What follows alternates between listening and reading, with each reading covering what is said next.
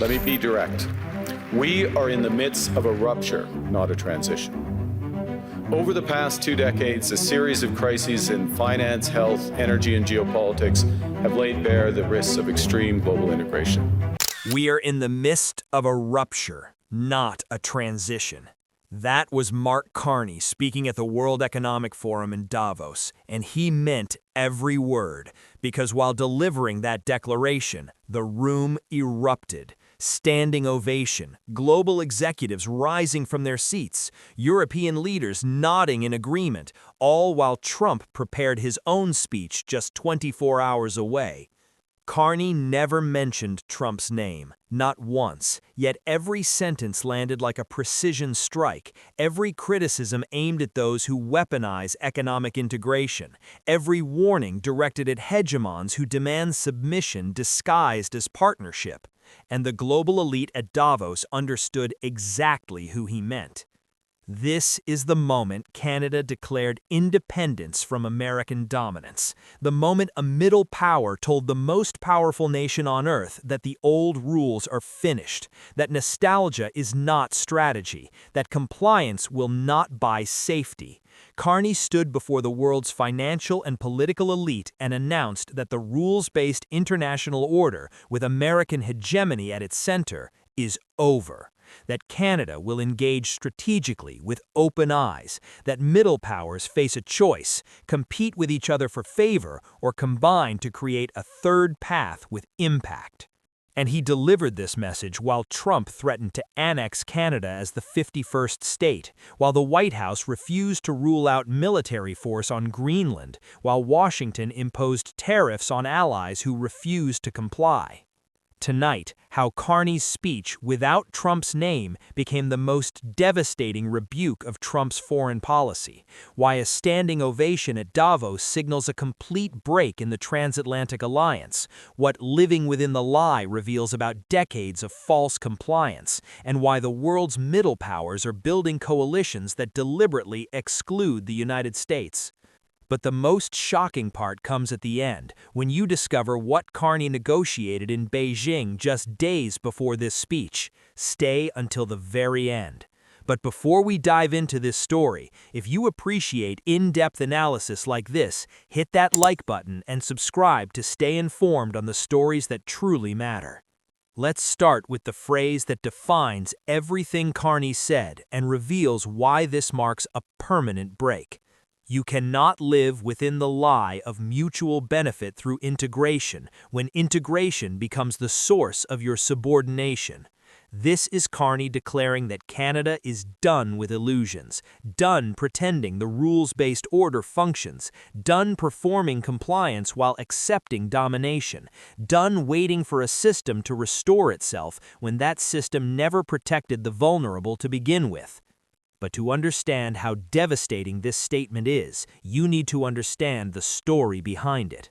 Carney quoted Václav Havel, Czech dissident, former president, poet who spent years in communist prisons for refusing to stay silent. In 1978, Havel wrote an essay called The Power of the Powerless. He asked a simple question: how does a communist system sustain itself when nobody actually believes in it? His answer? The greengrocer. Every morning, a shopkeeper places a sign in his window, "Workers of the world unite." The grocer does not believe it. His customers do not believe it.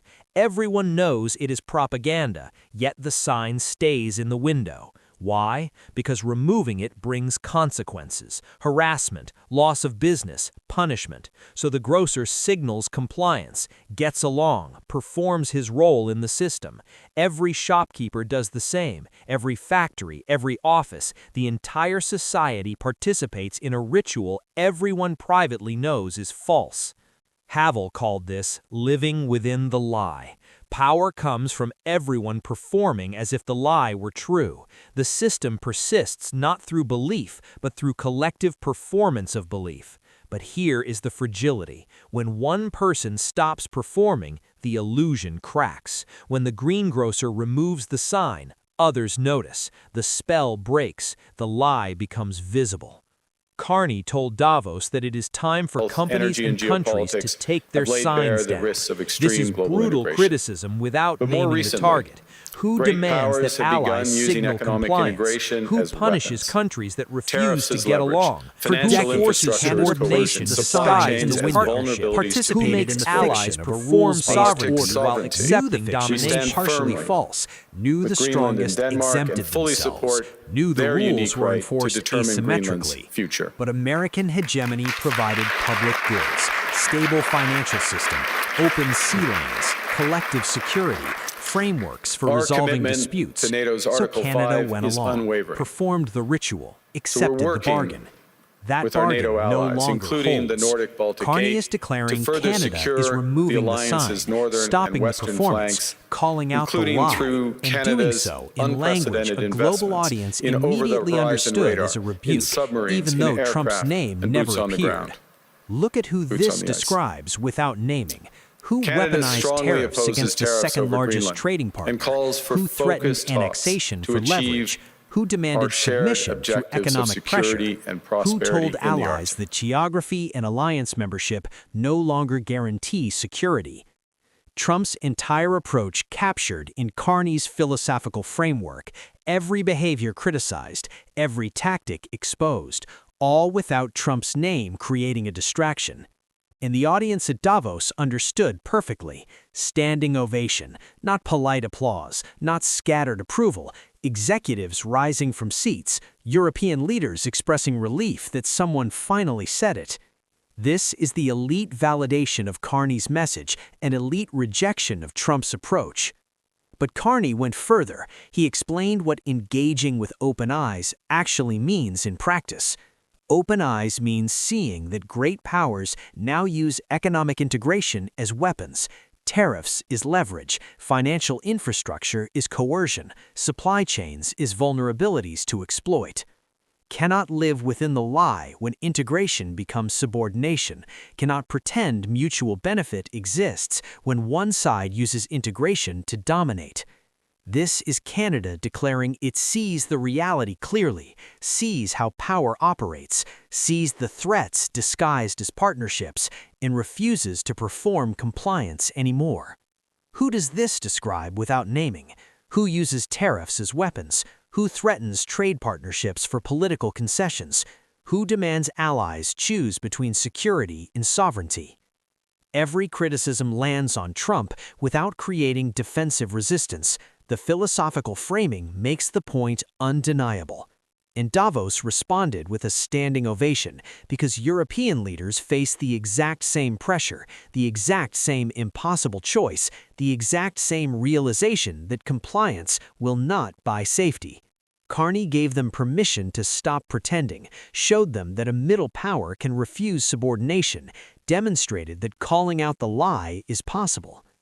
This is why the standing ovation matters, not just approval of Carney's speech, endorsement of his strategy, signal that other middle powers will follow Canada's path, indication that the transatlantic alliance is fracturing along new lines, with middle powers on one side and the hegemon on the other. Now the word choice that reveals how permanent this break actually is. We are in the midst of a rupture, not a transition. Not a gradual shift, not a temporary adjustment, not a pause before returning to normal. Rupture, complete break, permanent transformation, irreversible change. And then Carney delivered the line that ended any hope of restoration. The old order is not coming back. We should not mourn it. Nostalgia is not a strategy. This is rejection of everyone hoping things return to pre-Trump normal. Rejection of allies waiting for a reasonable American administration. Rejection of the assumption that the rules-based order can be restored if everyone just stays patient. Carney saying that world is gone, finished, not returning. Must build new arrangements based on reality, not memory. Cannot wait for restoration. Must act now based on the world as it exists.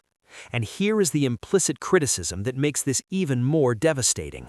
Trump accelerated the rupture, but did not create it.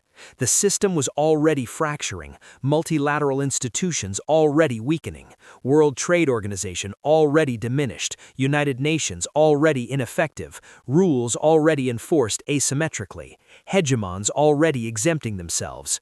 Trump just made the contradictions impossible to ignore, forced everyone to stop pretending, removed any remaining illusion that rules protect the weak when the powerful want something. So Canada is not waiting, not hoping, not performing compliance while praying for change. Building alternatives now, taking action now, creating coalitions now. And the evidence is already operational. Just days before this speech, Carney traveled to Beijing, first official meeting with China's President Xi Jinping in almost a decade. Landmark diplomatic engagement, strategic partnership concluded, energy cooperation agreements signed, agricultural trade expanded, technology development partnerships established, artificial intelligence collaboration, quantum computing research, clean energy projects worth hundreds of millions. Everything Trump tried preventing, everything Washington wanted to stop, everything the United States imposed tariffs to block. Canada secured it all while Trump threatened annexation. But it's not just China. Carney described Canada's approach as engaging broadly, variable geometry, different coalitions for different problems. European Union, comprehensive strategic partnership concluded, not just trade, defense procurement, technology cooperation, cultural exchange, deep integration with European partners creating alternatives to North American dependence. Qatar, $400 million in green hydrogen production agreements, defense cooperation frameworks, aerospace contracts, Gulf relationships independent of American intermediation. India, free trade negotiations launched, ASEAN partnerships expanded, Thailand, Philippines, Indonesia, every major trading region except the United States getting Canadian attention. This is execution, not aspiration. Contracts signed, revenue secured, infrastructure being built. By the time Washington realized what was happening, too late to stop. And Carney stood at Davos and announced that this is Canada's permanent strategy, not temporary diversification during a difficult period, not a hedge against Trump's unpredictability, complete reorientation of Canadian foreign policy away from American dependence.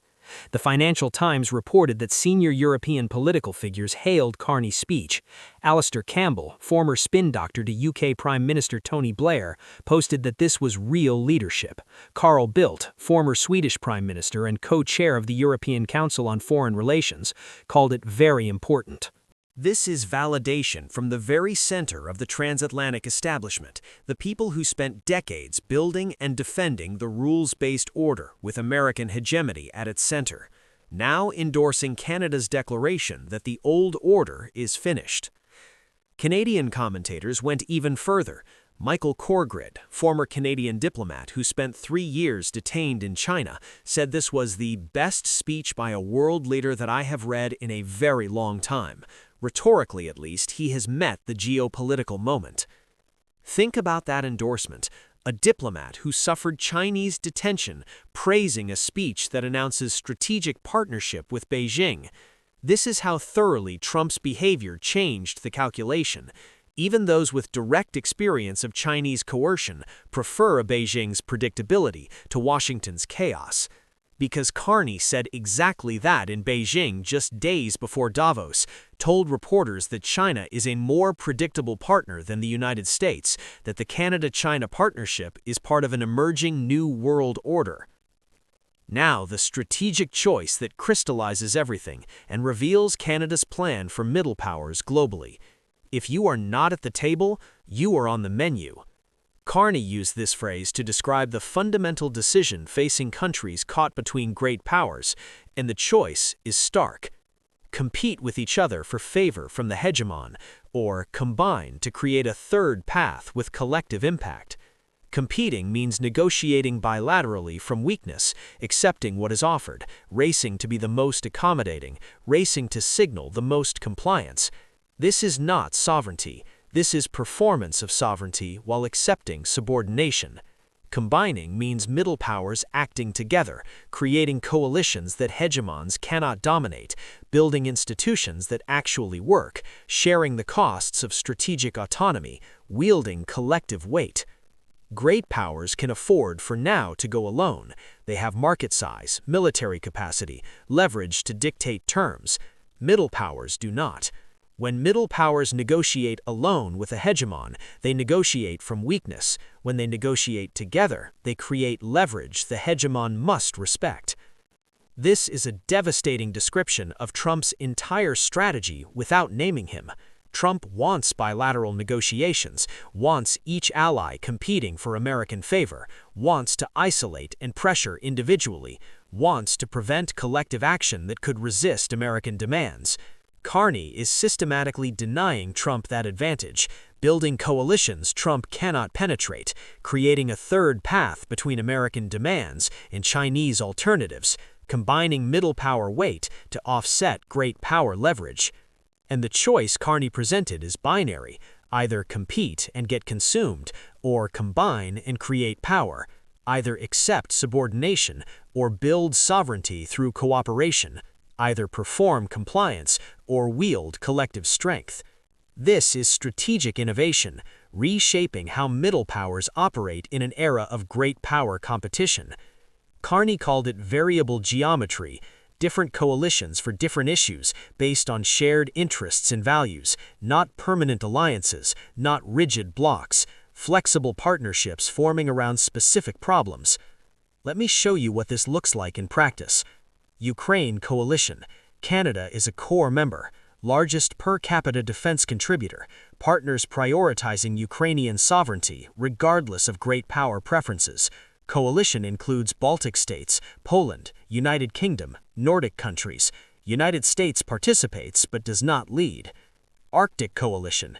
Canada stands with Greenland and Denmark against territorial demands. Nordic countries, Baltic states, over-the-horizon radar, submarine cooperation, aircraft deployments.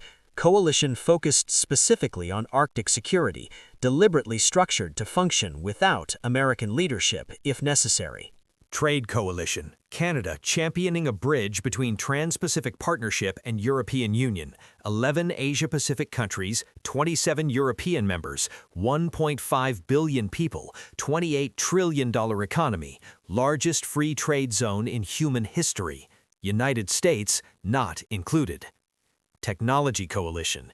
Canada cooperating with like-minded democracies on artificial intelligence governance, avoiding choice between Chinese state control and American corporate dominance, digital infrastructure, data sovereignty, privacy standards, coalition maintaining independence from both hegemons.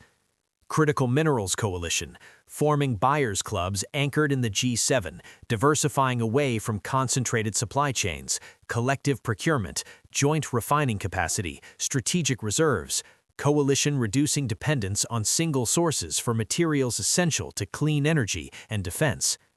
Each coalition has different members, each serves specific purposes. Together, they create a dense web of connections across trade, investment, defense, technology, culture. Web that Canada draws on for future challenges. Web that provides alternatives when one relationship faces pressure. Web that makes Canada less vulnerable to coercion from any single power. This is the third path, neither American subordination nor Chinese dependency. Variable partnerships creating strategic autonomy through diversification. And here is what Trump cannot comprehend. By threatening Canada, he made this path politically inevitable. Canadian public supports diversification, boycotts of American goods, sharp decline in Canadian travel to United States, polling showing Canadians view China as more reliable than America, business community seeking alternatives to reduce exposure to American political risk.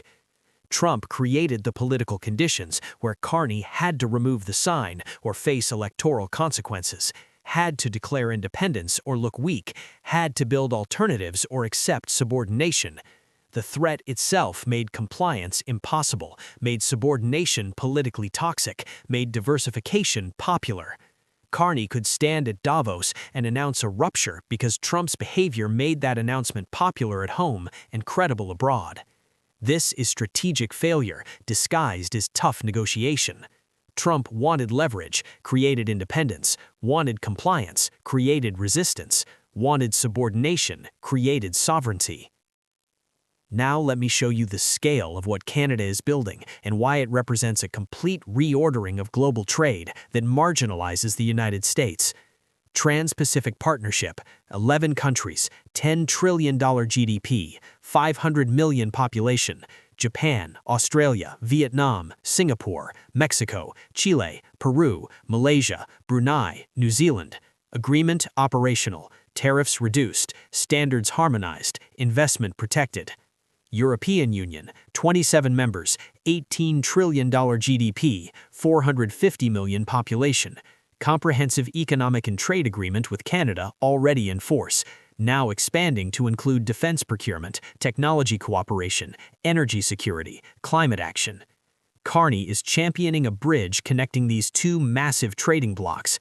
If this bridge succeeds, it creates a single trading area, 1.5 billion people, $28 trillion economy, 40% of global GDP, standards aligned from Tokyo to Berlin, supply chains integrated from Singapore to Stockholm, investment flowing freely from Sydney to Brussels, and the United States would be excluded.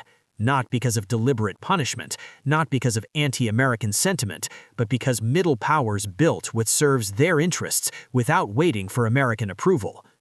Focus on critical minerals shows how this works. Canada has the resources, vast deposits of lithium, cobalt, rare earths, copper. Europe has the refining technology, sophisticated chemical processing. Asia has the manufacturing capacity, battery production, electric vehicles, electronics. Perfect complementarity, supply chain integration that reduces dependence on both China and the United States, exactly what middle powers need for strategic autonomy in clean energy transition and defense manufacturing.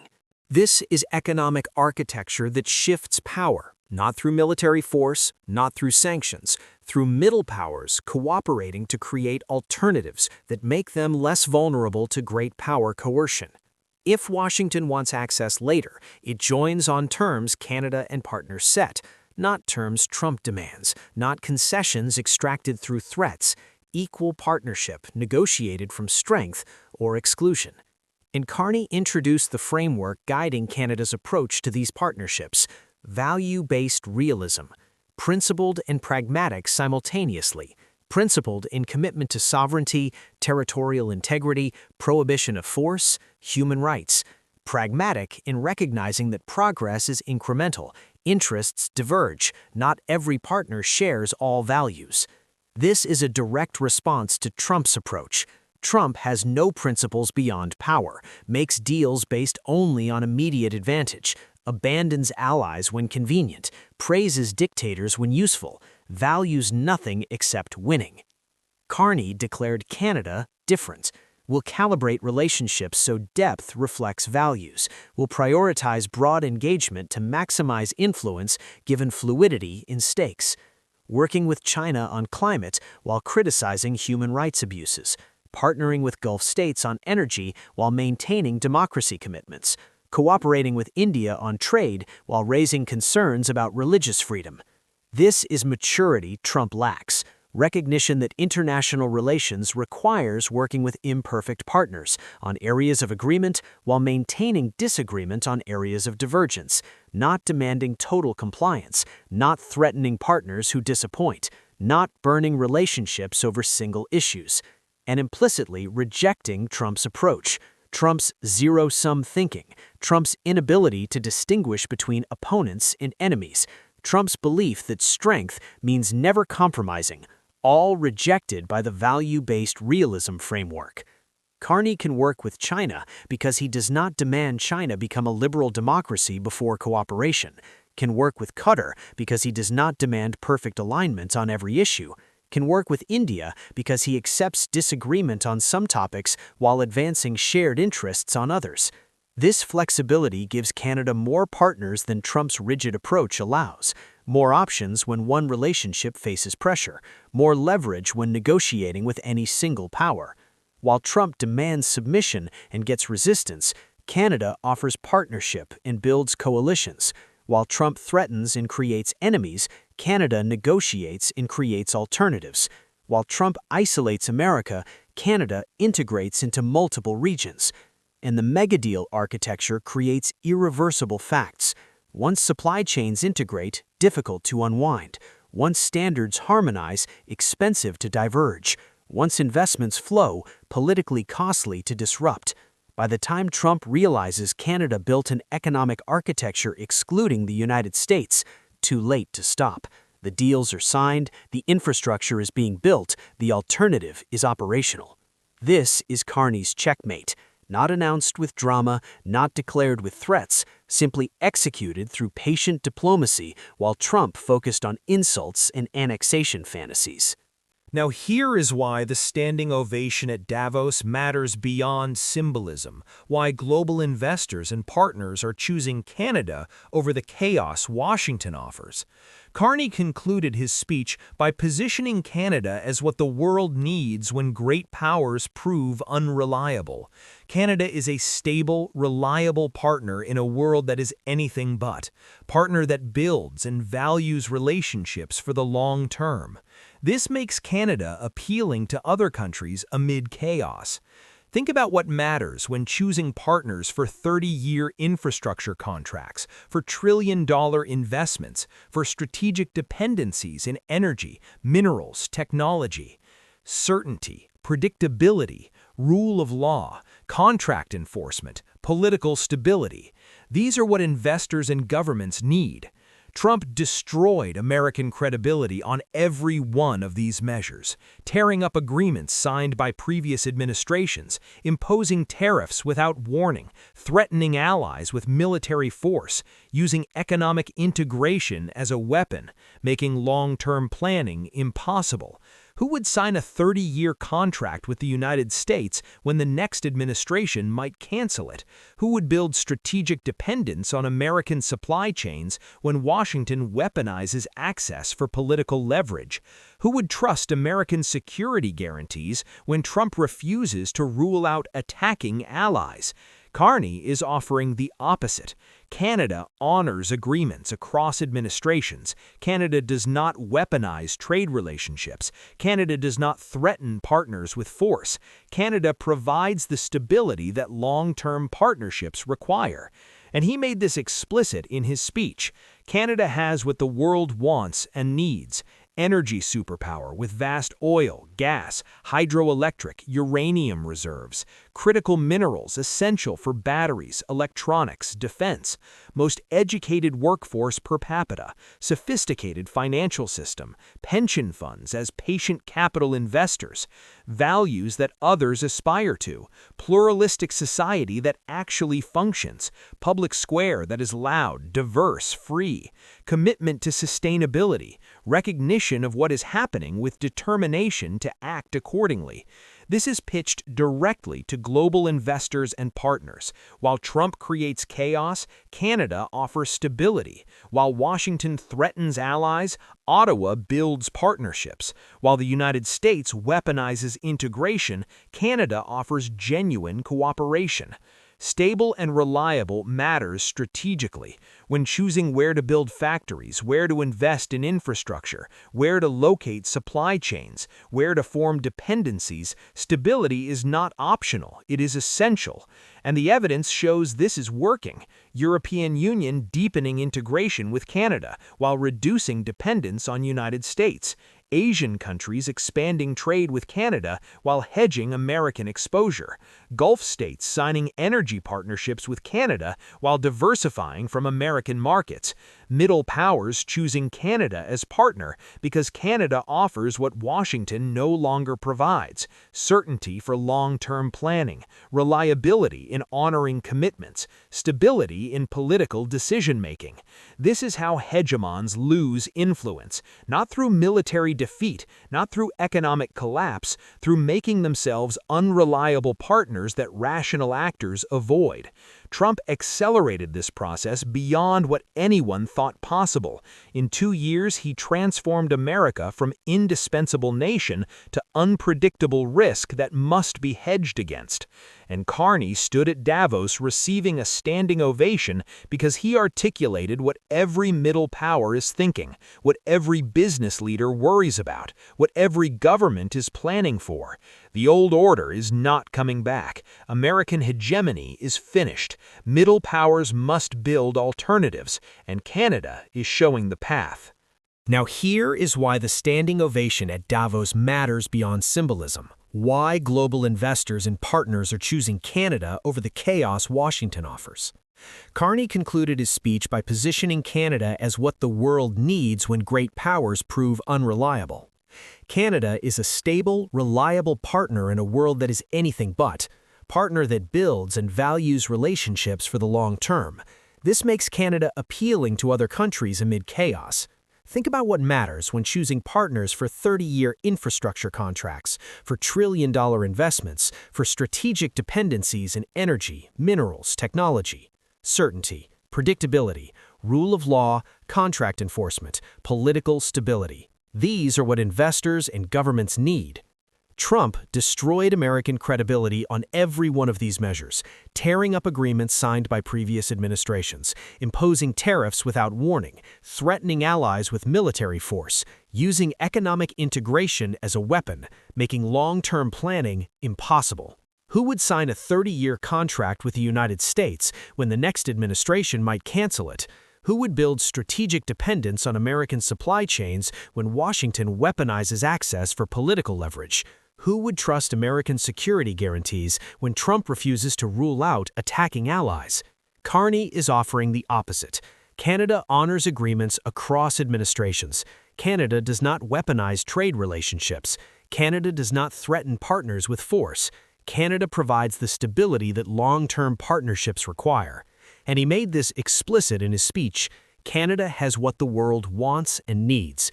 Energy superpower with vast oil, gas, hydroelectric, uranium reserves, critical minerals essential for batteries, electronics, defense, most educated workforce per capita, sophisticated financial system, pension funds as patient capital investors. Values that others aspire to, pluralistic society that actually functions, public square that is loud, diverse, and free, commitment to sustainability, recognition of what is happening with determination to act accordingly. This is pitched directly to global investors and partners. While Trump creates chaos, Canada offers stability. While Washington threatens allies, Ottawa builds partnerships. While the United States weaponizes integration, Canada offers genuine cooperation. Stable and reliable matters strategically. When choosing where to build factories, where to invest in infrastructure, where to locate supply chains, where to form dependencies, stability is not optional, it is essential. And the evidence shows this is working. European Union deepening integration with Canada while reducing dependence on the United States. Asian countries expanding trade with Canada while hedging American exposure. Gulf states signing energy partnerships with Canada while diversifying from American markets. Middle powers choosing Canada as partner because Canada offers what Washington no longer provides: certainty for long-term planning, reliability in honoring commitments, stability in political decision-making. This is how hegemons lose influence, not through military defeat, not through economic collapse, through making themselves unreliable partners that rational actors avoid. Trump accelerated this process beyond what anyone thought possible. In 2 years, he transformed America from indispensable nation to unpredictable risk that must be hedged against. And Carney stood at Davos receiving a standing ovation because he articulated what every middle power is thinking, what every business leader worries about, what every government is planning for. The old order is not coming back. American hegemony is finished. Middle powers must build alternatives, and Canada is showing the path.